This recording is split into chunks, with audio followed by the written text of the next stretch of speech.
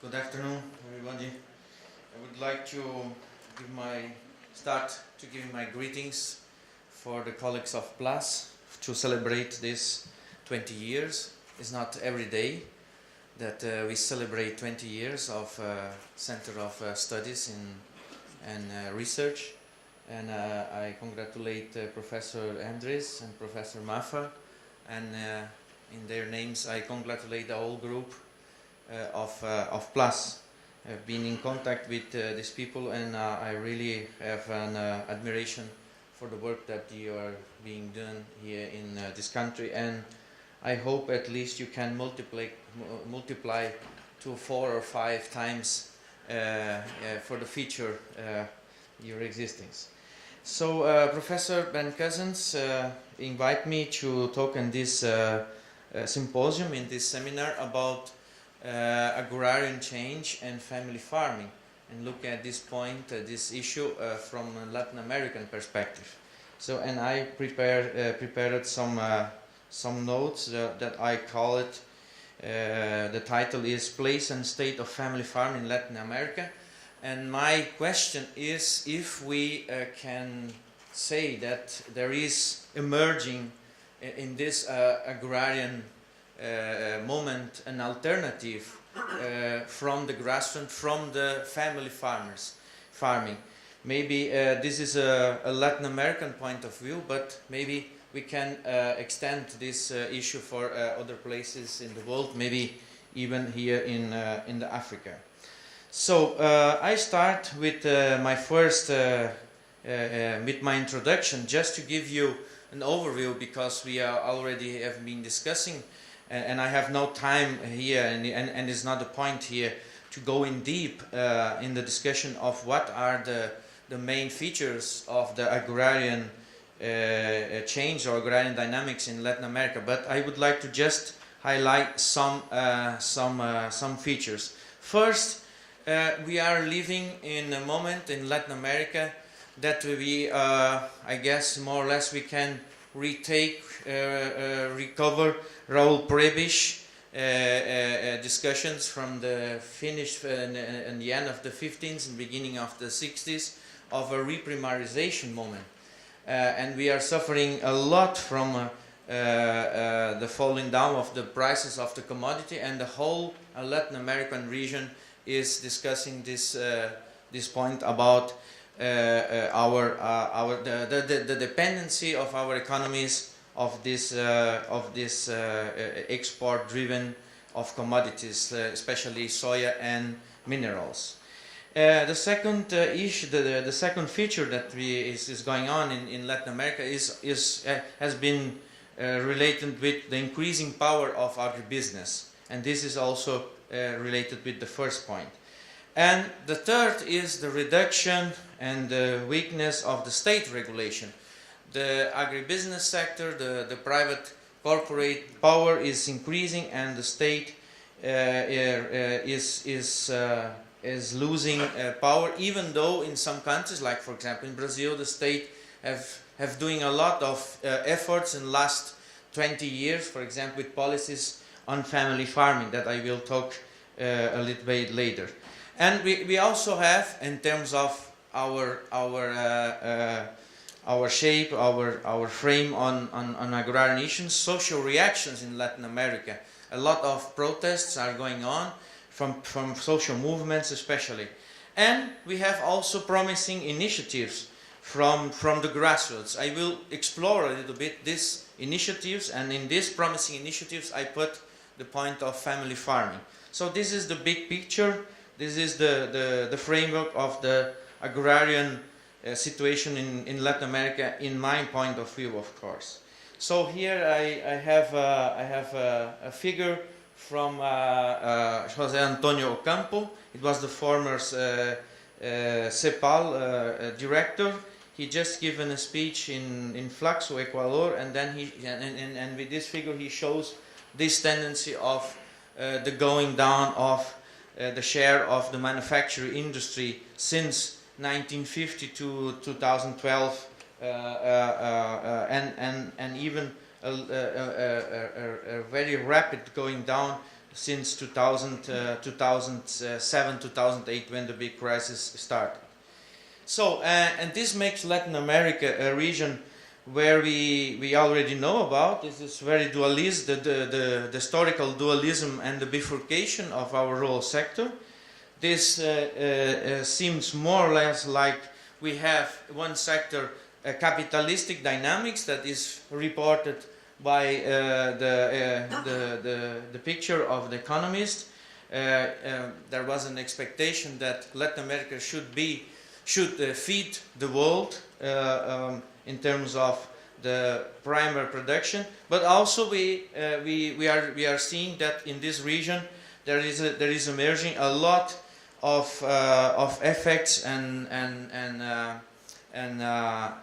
impacts on environmental and social, especially on the topic of land grabbing, but other issue as well.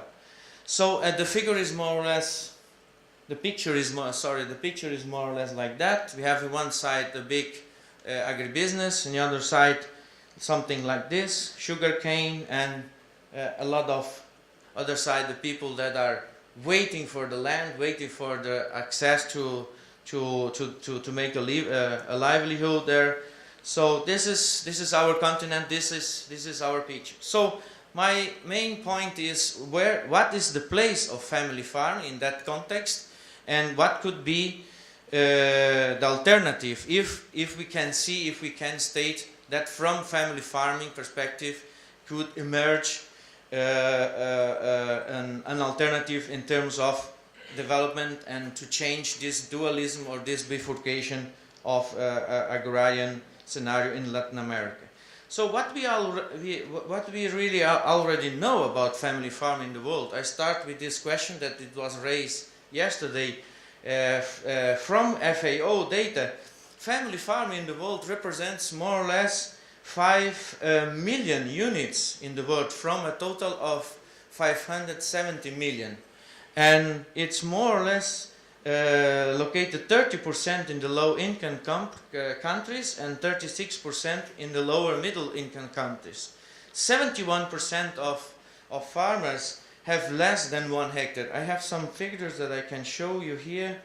This data here is the figure. 72% of the family farms have less than 1 hectare in the world, and 12% less than 2 hectares, and 10% less than 5. This altogether is more than 85% of the farmers' units in the world. These are the last statistic of FAO.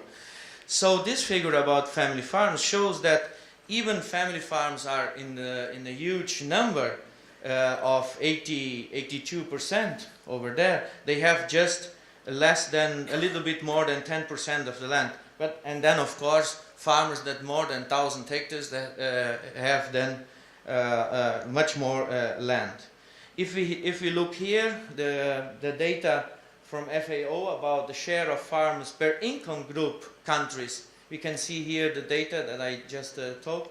47% in upper middle income countries and 36% in lower middle income countries. So this makes that we already know about family farms. The problem that we have at the moment is how to define family farms. In another paper, there were found out there are more than 36 definitions of family farming. Just in Latin America, we found out more than 13 definitions of family farms. 7 definitions just in sub-Sahara Africa, because this was a research made last year. That was the International Year of Family Farming. I myself, for general use, is not a concept, but this definition of the International Committee of the International Year of Family Farming, that in family farm they consider they include family-based agriculture activities. That means that fishery and forestry is included here, and is a means of organization of agriculture, forestry, fishery, pastoral and aquaculture production which is managed and operated by a family and predominantly reliant on family labor, including both women's and men's. The family and the farm are linked, co-evolve, and combine economic, environmental, cultural, social and cultural functions. This is a very broad definition, but I guess this is possible to try to merge the different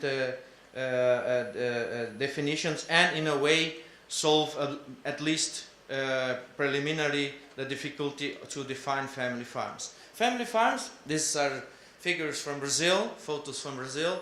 They have different faces, different faces. This is a family farmer, but these are also family farms. They are family farms with family. They do the work, and we have also family farms like this one.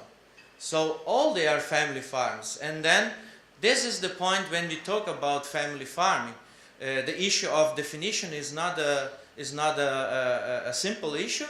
It's very important, and this is an invitation for us as scholars to work and to try to overcome with these difficulties. So if we look more theoretically, in theoretical terms, I would say that we can put even we overcome with the different theoretical perspectives, that some of them rely on peasantry, the other one on a small scale production or small scale farming. I myself prefer to use the term family farming because I guess there are some advantages and by other side some disadvantages, but even we put together and we respect the dissimilarities, the differences between these three terms, these three notions, we can find some similar elements with these three social forms, that is family and land, even is proper land, owner land or not owner, or sometimes is land not owned by the family, but the access to land is still important, or not just land. We can put also water or access to vegetable resources. The family is also related to some values and so to some culture and a tradition, and we can never imagine peasants or small-scale farms, or especially family farms, without being in a rural community, or at least in a small social group. These three elements are every time present when we talk about family farming. So my point then is, what are the possibilities more in terms of agrarian political discussion on the pathways that family farming in Latin America can represent in terms to be an alternative of development? This is my question. What are the three pathways, the three perspectives on family farming in Latin America? In my opinion, we have three. Maybe there are people that disagree. We maybe have more than. In my perspective, in Latin America, we are discussing family farming in three perspectives. The first is in a dualistic perspective. Then family farm is linked to the agribusiness or the global food chain, or the export agriculture in a situation of exclusion, or in a situation of marginalization. So there are a relation to be or not to be in a food chain. So the point here for people and for scholars who are discussing family farming is the linkage of family farming in the agribusiness sector. Some people think that a development strategy should be reinforced, to strengthen the ways to include, to link family farmers to the food chain, and other people think that the responses should be exactly the opposite, to try to escape to escape out of these linkages. Second perspective is the discussion related to new rurality.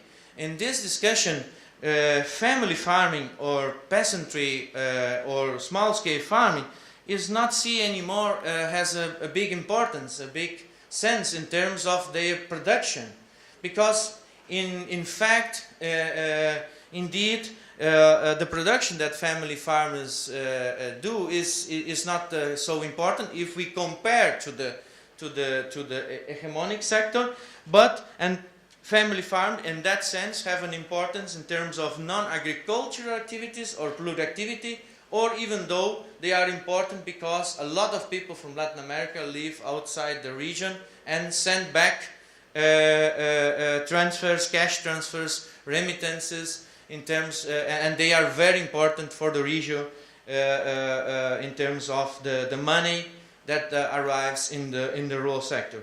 And recently there is also here in this perspective the discussion linked to the retirements. For example, in Brazil, it's very important the retirement policies, because every man and every woman, when they get 60 the man and 55 the woman, they directly have the right to have a retirement payment per month. So, and this is very important to fix people in rural areas. And the third perspective is the resistance and the reactions dynamics, and these are more promising. And in this perspective, I put the perspective on family farming that are discussing the place and the state of family farming in terms of rural development. This is supported by social movements, social actors, like for example Via Campesina, landless movement in Brazil, and other movements like family farms movement. Also some public policies, especially linked to the focusing on food security, and also grassroots initiatives like agroecology, local food, and new markets. And it's because of this third perspective that I think that from family farming we could see something emerging, something new in Latin America. So what are the driven forces that are promoting family farm, that are supporting family farm in Latin America, in order that they really can become an alternative? There are four poles, four perspectives, I would say. In one side, even contradictory, even in certain antagonism, because the state also finances the hegemonic, the agribusiness sector, is the state and the public policies by credit to family farms, especially in cases of Brazil, and also markets. And this is, in the last 10 years, this is spreading out in other countries in Latin America. And it's no contradiction that family farming is not useful for the agribusiness model. That's the point. Some people think that family farms or small-scale farms are against agribusiness. It's not true. Sometimes this model can integrate them in the food chain, and even can play and they can play an important role. Second, a group of policy-driven forces to family farming are the international organizations in Latin America, especially FAO, IFAD, and IICA, International Latin American Cooperation Organization, by poverty reduction discourses and especially food security. This is also in order not to try to include in terms of a productive perspective or productive bias, but in a bias of to produce welfare in the rural area. Third, by the social movements themselves, farmers' union, indigenous people, peasants, and agroecology movement. The agroecology movement especially is one of the most important driven forces of this perspective, that are thinking that family farming could really be a pole to strengthen the rural development perspective. And finally, NGOs. And NGOs here are some international brokers or even local organizations, for example, the Catholic Church.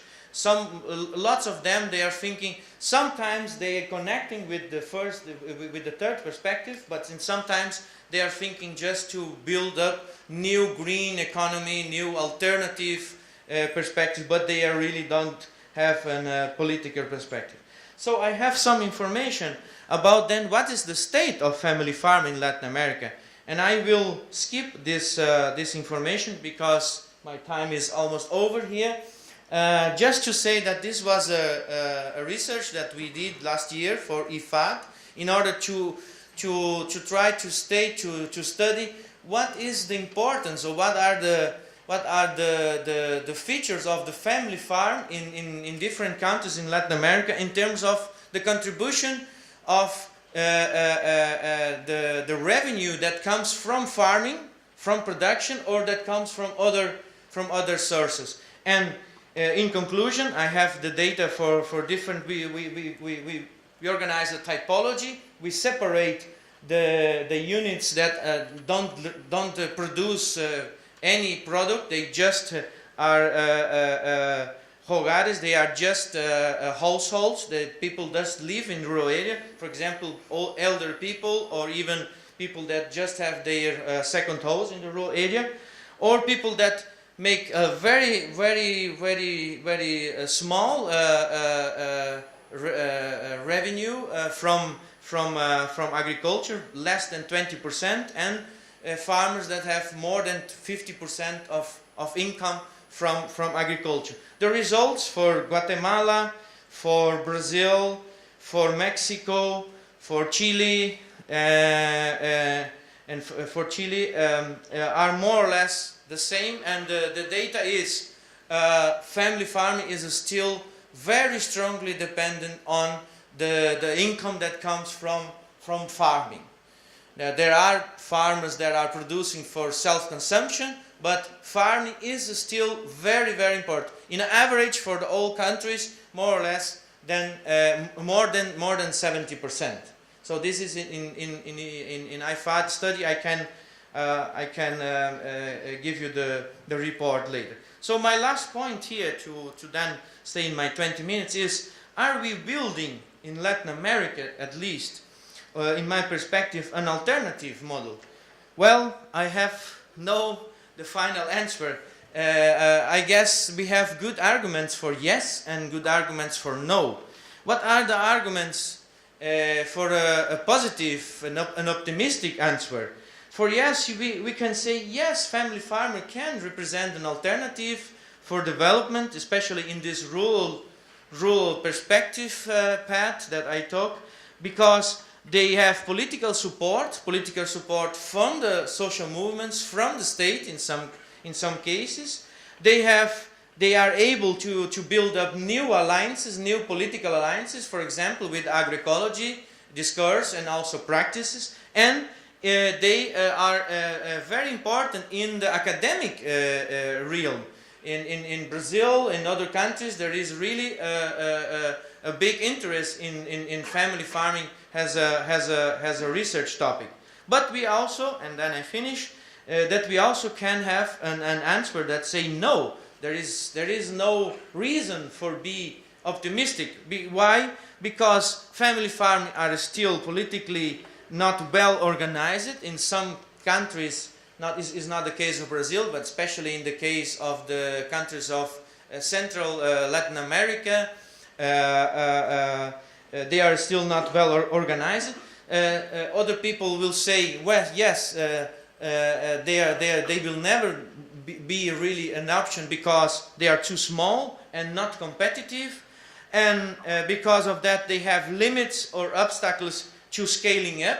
We have a big discussion on why, in what extent, in what sense we can go further, give a step further from agroecology perspective, and there is still the skepticism about small-scale farming or small farmers in the capitalism. So these are my arguments. I myself, if I would give you my own perspective, I would say yes, family farm could represent and is representing this alternative, this counter movement in the agrarian transformation in Latin America. Thank you very much.